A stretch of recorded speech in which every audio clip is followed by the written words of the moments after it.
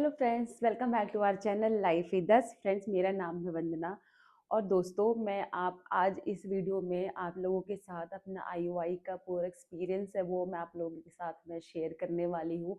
सारी चीज़ें ए to Z चीज़ें, जो भी चीज़ अब इस पूरे साइकिल में मेरे साथ हुआ है, आपके साथ सभी कुछ मैं इस वीडियो में शेयर करूँगी। मेरी कौन कौन सी मेडिसिन चल रही है, मेरे कितना पैसा लगा आईयूआई में, कितना खर्चा आया, किस हॉस्पिटल से हो रहा है, सब कुछ आपके जितने भी आप लोगों के सवालों के जवाब है ना, वो सब कुछ मैं इस ब्लॉग में दूंगी। तो प्लीज़ आप लोगों से रिक्वेस्ट है कि आप लोग इस वीडियो को पूरा देखना, क्योंकि मैंने बहुत सारे जो आंसर है आप लोगों को मैं अपने ब्लॉग में देती हूँ, फिर भी बहुत सारे लोग मुझे मैसेज करते हैं, पूछते हैं दीदी हॉस्पिटल का नाम बता दो, डॉक्टर का नाम बता दो।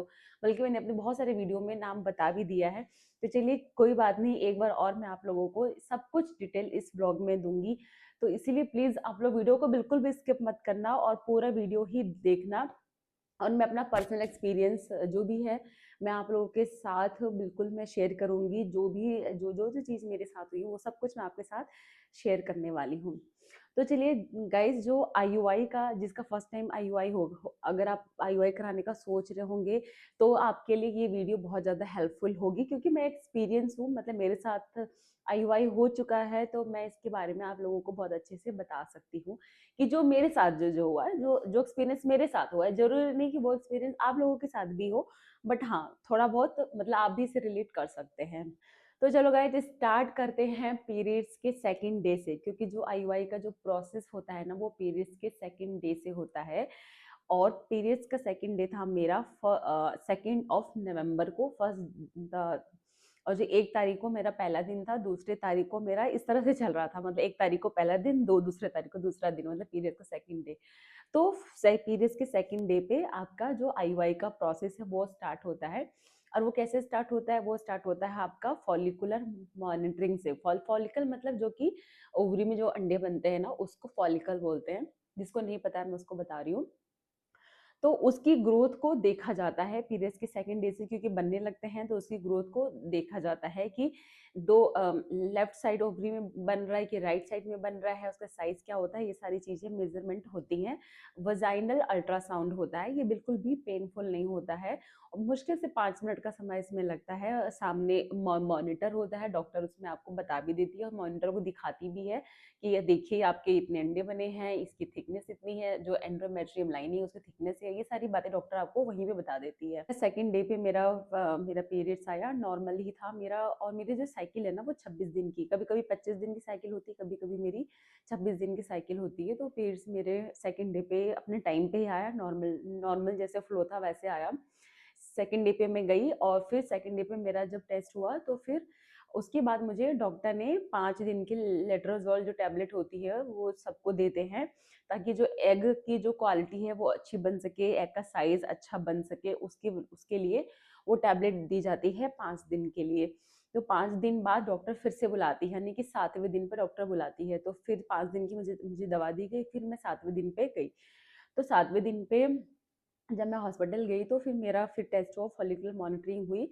तो मेरा ना राइट और लेफ्ट में दोनों में मेरे फॉलिकल बन रहे थे, लेकिन जो मेरा मेरा लेफ्ट में जो फॉलिकल थे 3 फॉलिकल थे, आपस में ना क्लम्स मतलब ऐसे ना चिपके हुए थे। और दो तो बहुत छोटे छोटे साइज के थे, एक जो फॉलिकल था वो थोड़ा सा बड़ा था, मतलब 10 mm से बड़ा था। तो वो 10 mm से बड़ा था, दो बाकी बहुत छोटे छोटे थे, तो उसका कुछ ऐसा नहीं है। और फिर राइट में मेरा भी एक फॉलिकल था। तो डॉक्टर उस टाइम पे 7वें दिन पे वो कंफ्यूज थी कि मेरा फॉलिकल है या मेरा सिस्ट है। तो डॉक्टर ने बोला ना ये आपका ये सिस्ट बन रहा है। जब उन्होंने मेरे सेकंड डे पे उसको देखा था ना, तो उसका साइज जो था वो 13 mm था। 13 mm जब फर्स्ट टाइम मेरा अल्ट्रासाउंड हुआ था। फिर उसके बाद जब मैं 7वें दिन पे गई तो डॉक्टर ने देखा कि राइट वाला जो मेरा फॉलिकल है वो 16 mm हो गया है। तो फिर मैंने डॉक्टर से पूछा, मैंने कहा डॉक्टर क्या इतनी स्पीड से ये बढ़ता है क्या, फॉल मतलब सिस्ट? तो डॉक्टर ने बोला कि हाँ बढ़ भी सकता है, अभी ऐसा कुछ अल्ट्रासाउंड नहीं आया जिससे पता चल सके कि सिस्ट है या फॉलिकल है। तो फिर मैंने उस टाइम पे मुझे फिर मैं उसको सिस्ट ही समझ के चल रही थी, मुझे लग रहा था कि मेरे फॉलिकल है ना लेफ्ट वाला ही बढ़ेगा और राइट में मेरा फॉलिकल है ही नहीं, वो मेरा वो है सिस्ट है। तो चलो ये हो गया। फिर मुझे 2 दिन बाद डॉक्टर ने बुलाया, ठीक है, 9वें दिन पे बुलाया। मैं आपको एक सेकेंड मैं इसमें से देख देख के बताऊंगी ना, बिल्कुल एक्यूरेट आ जाएगा कि किस किस दिन मेरा कितना था। तो देखो गाइज, मेरा ये पूरा है 7वें दिन से लेके 15वें दिन तक का रिपोर्ट है इसमें। तो फिर मुझे डॉक्टर ने 9वें दिन पे जब बुलाया, तो उसमें मेरा जो सिस्ट का साइज था राइट ओवरी में 16.6 mm था, और जो मेरे लेफ्ट का फॉलिकल जो बड़ा वाला था उसका साइज था 14.4 mm। और उस डे 9 पे जो जो मेरी एंडोमेट्रियम लाइनिंग थी वो 5.3 mm थी। उसके बाद फिर मुझे डॉक्टर ने डे 11 पे बुलाया। डे 11 पे मेरा जो राइट वाला था उसका साइज 19.5 हो गया था। मतलब जो डॉक्टर के हिसाब से जो सिस्ट था वो 19.5 हो गया। और जो मेरा लेफ्ट वाला फॉलिकल था उतना साइज नहीं बढ़ा था, उसका सिर्फ 15.2 आया था 11th डे पे। और जो मेरी एंडोमेट्रियम लाइनिंग है वो 7.8 mm हो गई थी। फिर उसके बाद डे 13 पे मैं गई, तो मेरा जो राइट वाला मतलब जो था फॉलिकल या सिस्ट जो भी कह लो आप, तो वो था 22.9, मतलब ऑलमोस्ट 23 mm। तो मुझे लगा, फिर मैंने बोला डॉक्टर ऐसे कैसे, सिस्ट इतना स्पीड में थोड़ी बढ़ेगा कि इतना जल्दी जल्दी फॉलिकल जैसा बढ़ रहा है। फिर डॉक्टर ने बोला हो सकता है कि फॉलिकल ही हो, उस दिन बोला, डे 13 पे बोला मुझे। उससे पहले तो मेरे दिमाग में ये चीज आ गई थी कि ना मेरा ये राइट में सिस्ट है, मैं ये सोच के चल रही थी, बल्कि मेरा राइट सिस्ट नहीं है, वो फॉलिकल ही था। और जो मेरा लेफ्ट में जो फॉलिकल था ना उसका साइज अभी भी 15.2 ही था, जो कि डे 11 पे था। वही साइज मेरा डे 13 पे भी आया। तो मतलब जो मेरा लेफ्ट का फॉलिकल था वो ग्रोथ करना उसने बंद कर दिया था, राइट वाला ही ग्रोथ हो रहा था। फिर मैं 13 को मेरी अम, हाँ मेरा हाँ मेरा तो फिर 13 को जब मेरा 29 मतलब 22.9 mm का साइज हो गया राइट फॉलिकल का।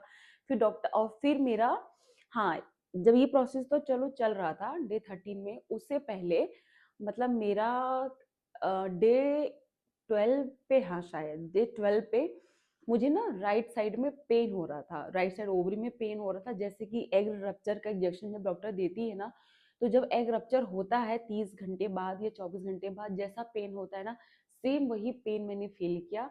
पता वो कैसा पेन था, वो मतलब जैसे कि मुझे ऐसा लग रहा था कि नेचुरली भी तो एग रप्चर होता होगा ना, तो मुझे लग रहा था कि वो नेचुरली मेरा एग रप्चर हुआ है इस बार।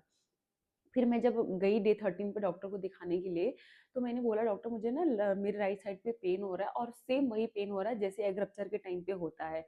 तो मेरा जब डे 15 पे जब मैं वापस गई, तो मेरा डे 15 पे फिर से मेरा जो फॉलिकल हुआ, तो मेरा जो फॉलिकल का साइज जो राइट साइड वाला था ना वो 23 mm से वो 16 mm हो गया था। मतलब बहुत उतना अच्छे से रप्चर भी नहीं हुआ था, बट वो श्रिंक होना स्टार्ट हो गया था। नेचुरली हो सकता है कि एक साथ नहीं श्रिंक होता हो, धीरे धीरे करके होता होगा। तो वो मेरा वैसा हो गया था। और मेरा जो रप्चर का इंजेक्शन लगा था वो 13 की इवनिंग में लगा था, तो उससे मुझे कोई पेन नहीं हुआ था, इंजेक्शन से पहले से ही मुझे पेन होने लग गया था। आप समझ रहे हो मैं क्या कहना चाह रही हूँ? मैं ये कहना चाह रही हूँ कि मेरा जो इस बार एग रप्चर हुआ है ना गाइस, वो मेरा नेचुरल हुआ है। एग रप्चर के तो अभी मुझे 30 घंटे अभी भी नहीं हुए हैं। अभी जैसे ये वीडियो मैं बना रही हूँ और आज है 16 तारीख, और 16 तारीख को, आज 16 ही है ना, आज 16 तारीख है। आज 16 तारीख को मैं अगर ये वीडियो मैं बना रही हूँ तो अभी तक मेरा एग रप्चर इंजेक्शन वाला हुआ ही नहीं है, क्योंकि मेरे अंदर एग है ही नहीं। मतलब वो ऑलरेडी रप्चर हो चुका है, तो मुझे दर्द क्यों होगा फिर? तो एक चीज तो मैंने ये देखी। और सबसे अच्छी बात इस बार पता है क्या हुआ, मेरी जो एंडोमेट्रियम लाइनिंग है ना वो 9 mm हो गई है। मतलब डॉक्टर ने बोला आपकी लाइनिंग तो बहुत ही ज्यादा अच्छी है, सुपर्ब है लाइन। और एग का साइज भी बिल्कुल सुपर्ब है, मतलब 23 mm साइज है, और लाइनिंग भी आपकी बहुत अच्छी है। तो मेरा सब अच्छा हो गया। ये सब सारी रिपोर्ट मेरी चकाचक चकाचक एकदम बढ़िया रिपोर्ट है, रिपोर्ट में कोई प्रॉब्लम नहीं है। तो चलो ठीक है। तो फिर मैं जब 15 तारीख को गई, तो फिर डॉक्टर ने बोला कि चलो आपका एग तो श्रिंक हो रहा है, मतलब 23 mm से 16 mm तक हो गया, शाम तक ये और श्रिंक हो जाएगा, मतलब पूरी तरह से वो रप्चर हो जाएगा। तो फिर डॉक्टर ने बोला ठीक है हम आईयूआई करते हैं। तो फिर डॉक्टर ने ये नहीं वेट किया कि मतलब हम इंजेक्शन तो अभी कल शाम को दिया है, फिर अभी 24 घंटे बाद मेरा, क्योंकि लास्ट टाइम भी आईयूआई हुआ था तो मेरा ना 36 घंटे बाद एक रप्चर हुआ था, फिर 36 घंटे बाद पेन हुआ था। इस बार मुझे इंजेक्शन से रप्चर का पेन नहीं हुआ, पहले से ही पेन हो गया, क्योंकि मेरा नेचुरली रप्चर हो गया वो। पहले भी मुझे होता रहा होगा पेन, मैंने कभी ध्यान नहीं दिया। अभी जब ये प्रोसेस चल रहा है आईयूआई का, तब मुझे पता चला है कि हाँ जब एग रप्चर होता है तो पेन होता है, ये सब चीजें होती है। तो चलो गाइज, तो फिर मेरा डॉक्टर ने आईयूआई के लिए बोल दिया। तो फिर हस्बैंड भी साथ में गए थे मेरे, तो हस्बैंड चले गए वहाँ पे लैब में जहाँ पे उनको सेमन का सैंपल देना था, और फिर उन्होंने वहाँ पे सैंपल दिया। और इस बार मेरे हस्बैंड का जो सेमन का सैंपल था वो बहुत अच्छा था। उनका जो काउंट था आफ्टर आफ्टर वॉश वो 30 मिलियन था, और पिछली बार जो उनका काउंट कम था 15 मिलियन था। इस बार जस्ट डबल हो गया, इस बार उनका भी बहुत अच्छा हो गया है। मतलब 30 मिलियन बहुत अच्छा होता है। तो 30 मिलियन उनका हो गया, तो फिर मैं हॉस्पिटल में बैठी थी। वहाँ पे उनको 1.5 घंटा लगा वॉश वॉश करने में, सिर उसको सेमेन को। उसके बाद उनको आने में, वहाँ से जब उनको सैंपल रिसीव हो गया, सैंपल रिसीव होने के 15 मिनट के अंदर ही वो हॉस्पिटल आ गए। और तब तक मेरी सारी तैयारी जो डॉक्टर्स ने कर लिया था। उसके बाद मैं गई, और ऊपर ओटी में, ऊपर मतलब ऊपर है ओटी, ओटी में ले जाते हैं डॉक्टर, और वहाँ पे कपड़े चेंज करके फिर आपका जो है वो आईयूआई होता है। और यहाँ पे मैं आप लोगों को एक चीज़ और बताना चाहती हूँ, जो लोग आईयूआई का सोच रहे हैं, उनके अंदर अगर ये डर है कि आईयूआई से आईयूआई पेनफुल होता है, ये सब होता है, तो कुछ भी पेनफुल नहीं होता है। थोड़ा तो मतलब ऐसा लगता है, मतलब अनकंफर्टेबल सा, ऑब्वियस सी बात है, आप कराने जा रहे हो, थोड़ा तो अनकंफर्टेबल लगता है। लेकिन पेनफुल तो बिल्कुल भी नहीं होता है मेरा, क्योंकि 2 बार हो चुका है, ये मेरा सेकंड आईयूआई है। फर्स्ट आईयूआई का एक्सपीरियंस भी, वो मैंने भी आप लोगों के साथ इस वीडियो मैंने इस चैनल पे शेयर किया है, उसका लिंक मैंने दे दिया है आपको डिस्क्रिप्शन बॉक्स में। अगर आप मेरा फर्स्ट आईयूआई का एक्सपीरियंस जानना चाहते हैं तो आप उस वीडियो को देख सकते हो। ये अब अभी मैं आपको जो बता रही हूँ, ये मैं अपना सेकंड आईयूआई का एक्सपीरियंस आप लोगों के साथ मैं शेयर कर रही हूँ। तो फिर मेरा आईयूआई हो गया। 5 मिनट का ये भी प्रोसेस होता है आईयूआई होने में। और मतलब इतना बड़ा सा वो सिमन होता है, और इतना बड़ा सा कुछ इंजेक्शन सा होता है, ट्यूब, पतली सी ट्यूब जैसी होती है, उसमें वो डाल के और फिर वजाइना में डाल देते हैं, तो बिल्कुल भी पेनफुल नहीं होता है। फिर उसके बाद जब ये आईयूआई का प्रोसेस हो जाता है ना, तो आपको वहाँ पे 20 से 25 मिनट लेटने के लिए बोलते हैं, और वो शीट ऐसे होती है, तो पैर ऊपर हो जाता है, सर हो जाता है नीचे, ताकि जो भी वो है स्पर्म वो आपके अंदर चला जाए, यूट्रस तक चला जाए। तो 20 से 25 मिनट वहाँ पे लेटने के लिए बोलते हैं। उसके बाद 20-25 मिनट मेरा हो गया, उसके बाद डॉक्टर ने मुझे 2 दवाई लिखी। एक तो एक दवाई उन्होंने लिखी है जो कि आपको मतलब सुबह-शाम अपने अंदर डाल के, नीचे से अंदर डाल के रखना होता है, एक वो होता है। एक डॉक्टर ने मुझे सैशे दिया है, उसको मुझे पानी में घोल के पीना है। 10 दिन की दवा इन्होंने मुझे दिया है। तो और बाकी तो मेरी जो फॉलिक एसिड चल रही है, और 2 और दवाइयाँ हैं जो मेरी एग क्वालिटी को इम्प्रूव करने के लिए, यूट्रस को अच्छा करने के लिए जो दवाइयाँ चलती हैं वो बेसिक, वो तो मेरी चल ही रही हैं।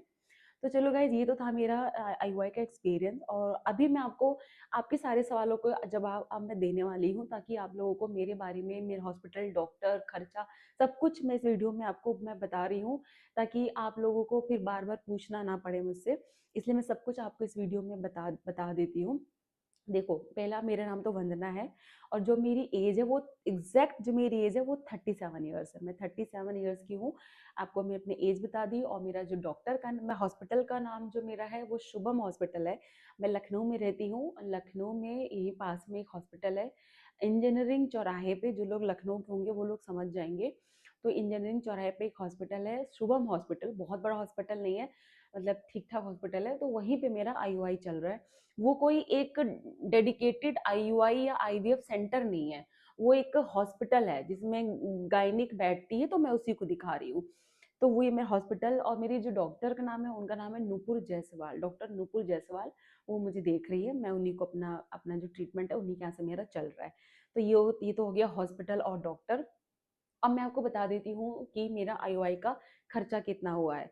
तो गाइज, मैं आपको अपनी मेडिसिन का नहीं बता रही हूँ, मैं आपको सिर्फ आईयूआई का खर्चा, और चलो मेडिसिन का भी मैं बता देती हूँ, नहीं तो फिर आप लोग लगेगा मैंने मेडिसिन का क्यों नहीं बताया।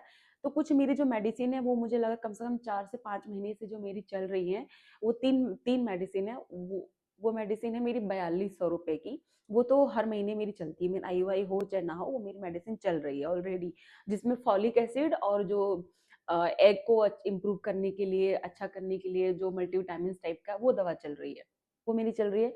और जो मेरा अल्ट्रासाउंड होता है, मतलब जैसे फर्स्ट, जैसे डॉक्टर की फीस होगी आपकी 700 रुपये, आप जोड़ लेना, अभी मैंने जोड़ा नहीं है। तो डॉक्टर की फीस होगी 700 रुपये। फर्स्ट डे हम जाते हैं, डॉक्टर की फीस देते हैं, वो फीस 700 रुपये है। और फिर मेरा जो फॉलिकल स्टार्ट मॉनिटरिंग स्टार्ट होती है, तो उसकी फीस मेरी एक साथ में जमा हो जाती है 1200 रुपये। तो 1200 रुपये मेरी वो फीस जमा हो जाती है। उसमें मेरे कितने अल्ट्रासाउंड होते हैं, 1 2 3 4 5, 5 अल्ट्रासाउंड उसमें मेरे होते हैं डे 2 से लेके डे मतलब आईयूआई होने तक का जितना होता है वो मेरा 5 अल्ट्रासाउंड होता है। उसी 1200 रुपए में मेरा अल्ट्रासाउंड हो जाता है। मैं जैसे हर दूसरे दिन जाती हूँ तो मुझे डॉक्टर की फीस भी नहीं देनी रहती है। वो 700 रुपए में ही सारा काम हो रहा है और 1200 रुपए अल्ट्रासाउंड का जमा एक बार कर दिया तो उससे मेरा अल्ट्रासाउंड हो जाता है। फिर उसके बाद जो आईयूआई का है फीस वो है 1500 रुपए।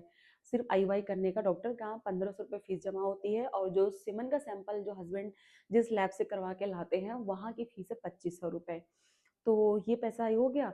और उसके बाद जो डॉक्टर और हाँ, जो इंजेक्शन लगता है ना रप्चर के लिए वो 855 रुपए का है। उसके साथ इंजेक्शन रहता है और वो सिरिंज रहती है तो उसका 855 रुपए वो हो गया।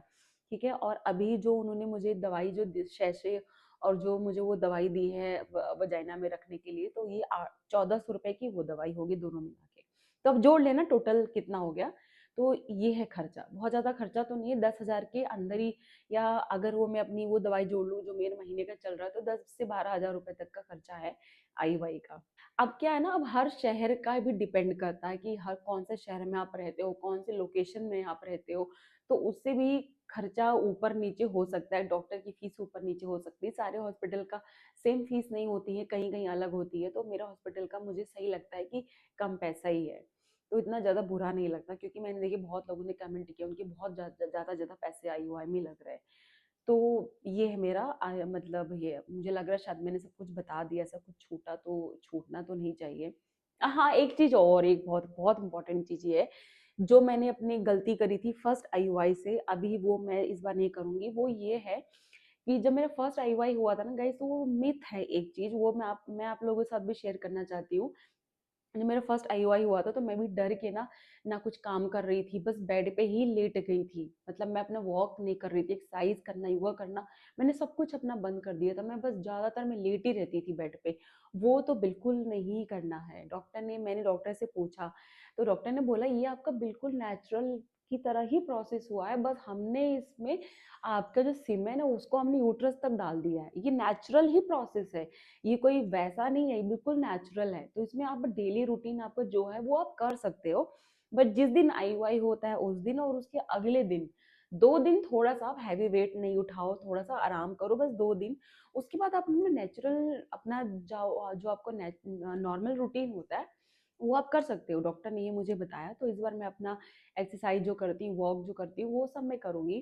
क्योंकि सिर्फ वही अगर हम नहीं करेंगे ना, बिस्तर में बैठे रहेंगे कि ये नहीं करना वो नहीं करना, तो दिमाग में ना ये बस वही सब चलता रहता है। तो बस एक बार आईवाई करवाओ और भूल जाओ, सब भूल जाओ। मैं इस बार तो वही करने वाली हूँ। मैं फर्स्ट आईवाई में मैंने बहुत बड़ी गलती कर दी थी, बहुत सारी गलतियां कर दी थी। इस बार मुझे सोचना ही नहीं है।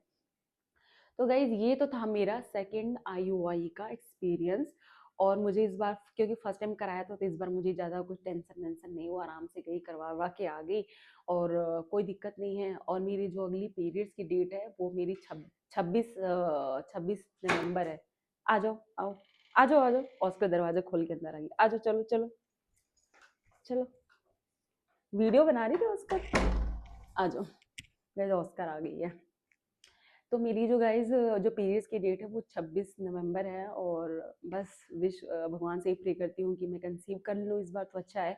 और गाइज मैंने एक चीज़ और मैंने ये फैसला लिया है, मैंने ये चीज़ सोची है कि अगर इस बार मेरा आईवाई सक्सेसफुल नहीं होता है तो मैं नेचुरल ही ट्राई करूँगी अच्छे से।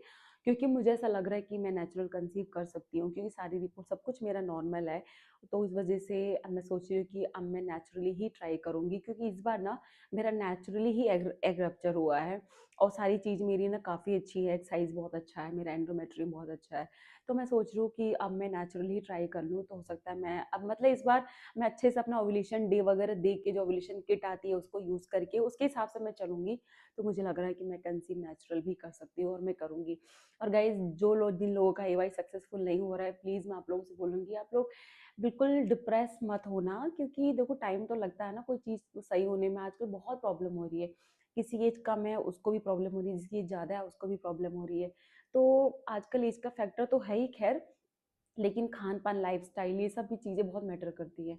ख़ासकर स्ट्रेस लेवल बहुत मैटर करता है, क्योंकि अगर सक्सेसफुल नहीं होता है तो हम लोग डिप्रेस हो जाते हैं, परेशान हो जाते हैं। लेकिन परेशान होने की ज़रूरत नहीं है, आज नहीं तो कल तो होना ही है।